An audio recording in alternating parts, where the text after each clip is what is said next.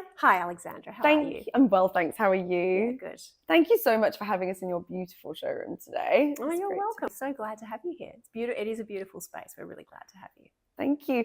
And for anyone that doesn't know about what Dress for Success does, can you tell us a little bit about what the organisation does and who they support? Yeah, absolutely. So our mission is really super clear. We exist to empower women into economic independence. And we do that by helping them through their employment journey. Our signature service is actually our styling service. So when women go for a job interview, particularly when they've been out of the workforce for a long time, or if they've never been in the workforce at all, they often don't have the right clothing to wear to a job interview. And that's where we can help. So women come in to our beautiful boutique and they're matched with a volunteer stylist who then helps them to put together an outfit that they can wear to a job interview, feeling really confident that what they're wearing nails the brief, and then they can actually go forward and do their best in their job interview. Fantastic. Someone who loves clothes themselves, I can understand the power of, what that will do for somebody who doesn't have the ability to spend the money to get back into the workforce. And just knowing how valuable it is. This outfit came from one of your sales. So the clothes that you get come from donations and from organizations that have, some leftover stock and things like that. Yeah, exactly right. We are so lucky that we receive really generous donations from members of the public. So they give us their pre-loved, gently worn, really beautiful clothing for us to give to our clients. And we also do receive fantastic donations of brand new clothing from various fashion brands and retailers who come to end of season or something like that. And they want to do something purposeful with their excess. So we gratefully receive their donations as well. But for our clients, when they come in, it's fantastic because they get great quality clothing and it's all for free. Our service is for free, the clothing is for free, and they just don't have to worry about a thing. They just can really focus on getting their job. Yeah, fantastic. And in terms of, I guess, how you ended up working for such a beautiful organisation that empowers women, what was your journey like to get to where you are today? Because you've had a bit of a mixture in your past of sort of commercial and not-for-profit experience, correct? Yeah, that's right. So my background is in marketing and communications in the commercial space, and I've worked in various industries, banking and aviation and tourism and what have you. And I also owned and ran my own business for a while as well. Separate to that, but running alongside it, I did a lot of volunteering in the not-for-profit world, particularly around gender issues and women's issues and supporting women. So that has been my passion as well. And I've also had a lot of non-executive director roles, which have given me that more strategic point of view and being able to kind of look at governance and the overall running of an organisation. So I think all of those different bits of experience have really contributed to getting me here. But really, this role is, this role is, a really great culmination of commercial experience, governance experience, but my passion around gender equity. Absolutely, the sort of melting pot of all of those experiences have led you to this point, and I think that happens for quite a number of CEOs. They get to combine a mixture of experience in different sectors because you never know what's really going to contribute to an organization's needs at the time. And what was the thing that you felt that you really resonated with, other than obviously gender issues, that Dress for Success, the opportunity as CEO, attracted you to the opportunity? I think there's probably a couple of things. Partly it's actually about the role itself and the variety and diversity of a role like a CEO. There's so many different aspects to it. There's the HR aspect, the accounting aspect, the operations aspect. It's a really diverse role. So that is obviously very appealing. But the purposeful part of it is also really appealing. So when you wake up in the morning and when you come to work, you're doing something that's actually going to help someone else and help their life is really appealing. And I think, aside from the gender part of it, it's actually, as I mentioned earlier, the economic independence is what we're really aiming for with our clients, because we know that gives them choice, we know that gives them control, we know that gives them a really great way of thriving in work and in life, and that's really important. Wonderful. You've been in the role for a couple of months now, I believe. When did we start? In May? Yeah, 5 months, almost 5 months. Yeah. Fantastic. What are some of the things that you have achieved over the last 5 months as CEO? Great question. I think, in some ways I feel like I've been here for, just a moment, and then other times I feel like I've been here for a really long time. I think there's been some great things that we've done over the last few months.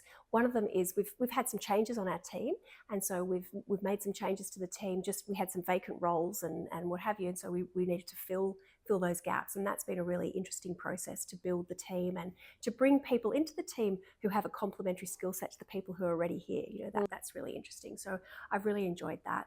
And I think looking at our operations, so this beautiful boutique that we're in today, we moved here just on a year ago.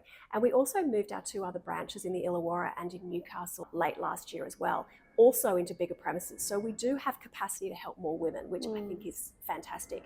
So looking at really what can we do with our operations to really scale up the number of clients we can help, the number of women we can help, and that's what we're really focused on at the moment, is actually really increasing our client numbers.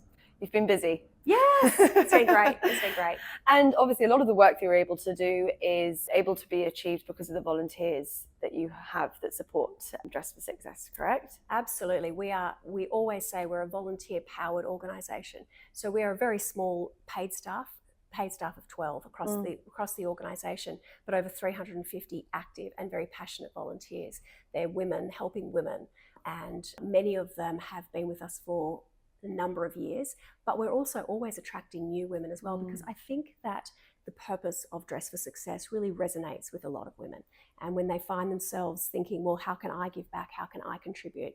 They find their way to us because they want to give back to other women and help other women in their careers. And I think that's fantastic. Yes, our volunteers are incredible. We literally could not do what we do without them.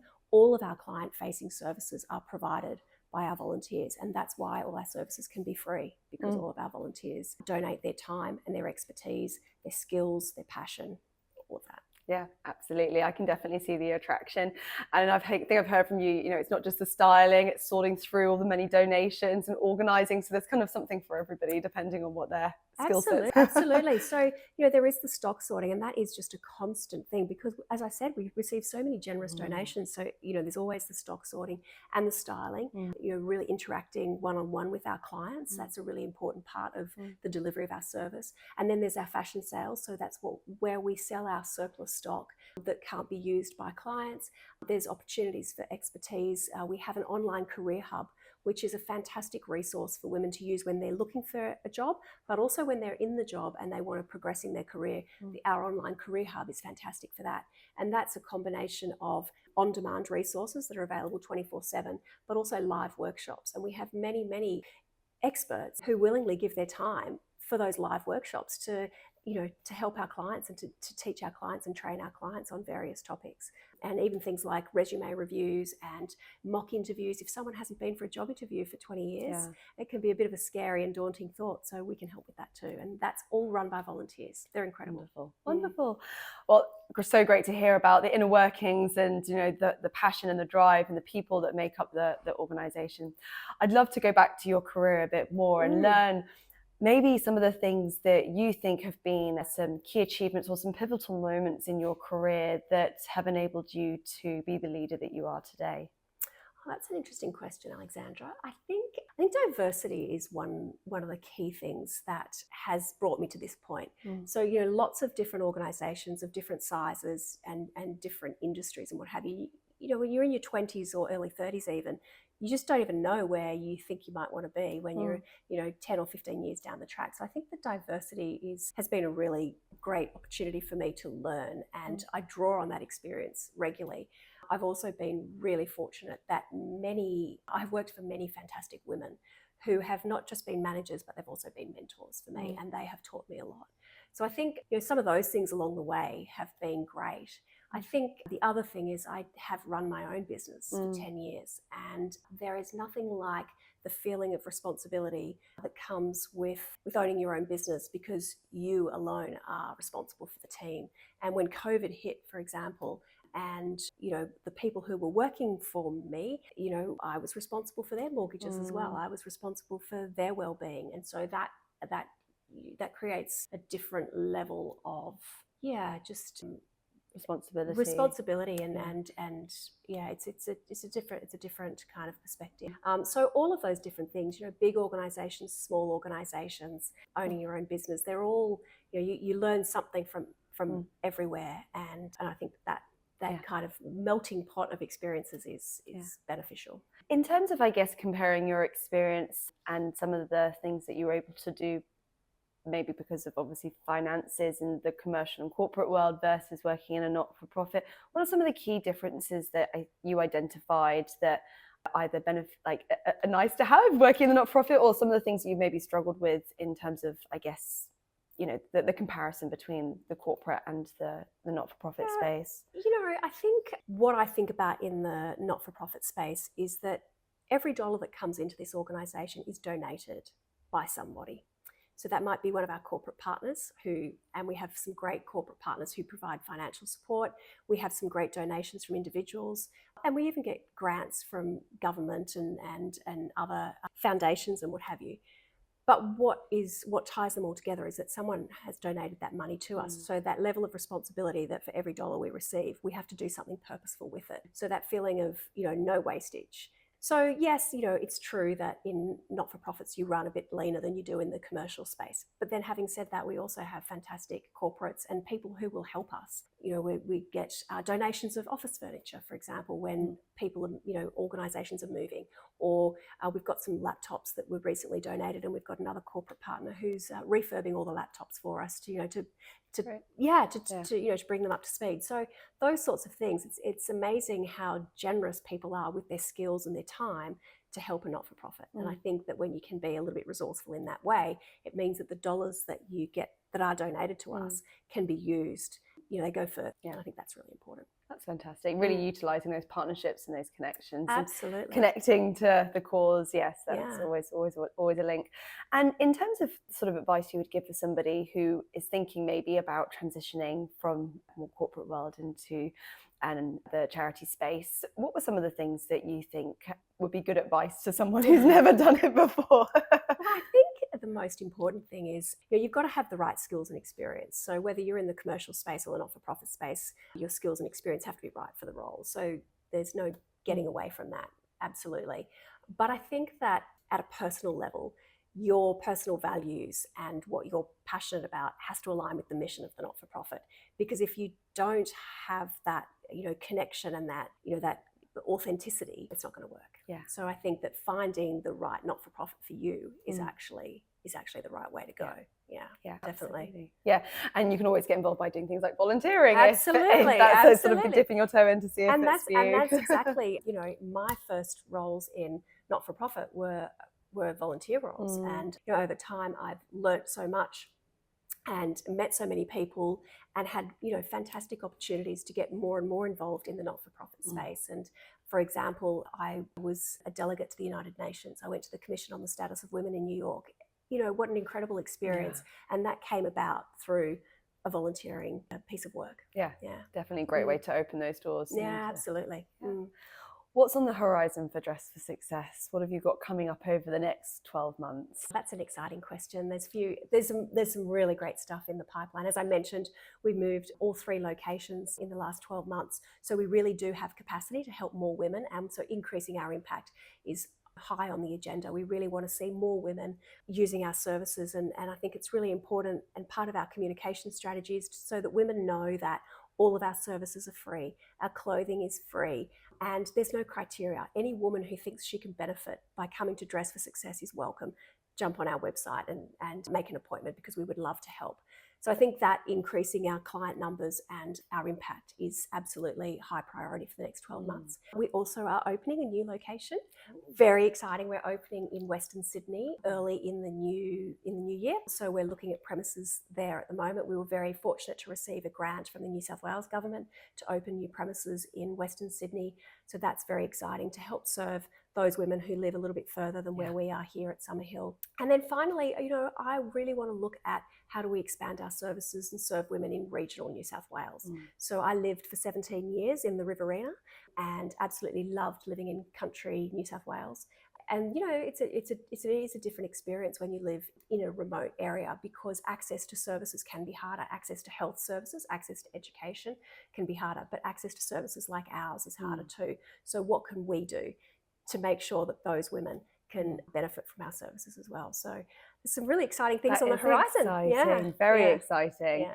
And in terms of, I guess, there will be a bit of growth there in you having some people on the ground to help keep those locations running. What would you say you would look for in a potential future employee, somebody that was looking to work for Dress for Success? I think if I go back to the question you asked me before about, what's the right connection, I think making sure that you have the skills and experience for the job, because when you have limited resources like we do in a not-for-profit, we've got to make sure that the people who work with us can really hit the ground running and contribute to the organisation. There's no kind of, there's no room for, people who aren't able to contribute like everybody else. So I think the right skills and experience is absolutely key, and just that alignment with purpose. Because there can be tough days, like in any role in any organisation. There's fantastic days, and then there's some days that are a bit harder. So making sure that you remember why you come to work every day, that's really important. And I think that when we are looking for new people to join our organisation, when they say your mission, what you're trying to achieve resonates with me, that is absolutely. And you can see that in your staff that do work here in Man Reception. They are all so happy and excited to be here every day, and you can really sort of feel that energy when you walk. Yeah, absolutely. They get so much out of seeing the client transformation. Often women come into our boutiques and their self-esteem is, they may be struggling with some self-esteem and confidence, and maybe they're a little bit anxious and feeling a bit vulnerable because they're putting themselves out there by asking for help. And if we can help them, during this process, and even in just an hour, you see that turnaround a little bit. I know that all of our staff, they get a lot of joy and a lot of satisfaction from that, knowing that they play a role in helping women on their journey. Absolutely. Yep. I can definitely see the passion and the energy and the positivity that Dress for Success brings to people that work here, volunteer, and to your clientele as well. So indeed. Thank you so much. It's been lovely to learn about your journey and the organisation, and I wish you all the best for the next 12 months. Thank you so much. Thank you.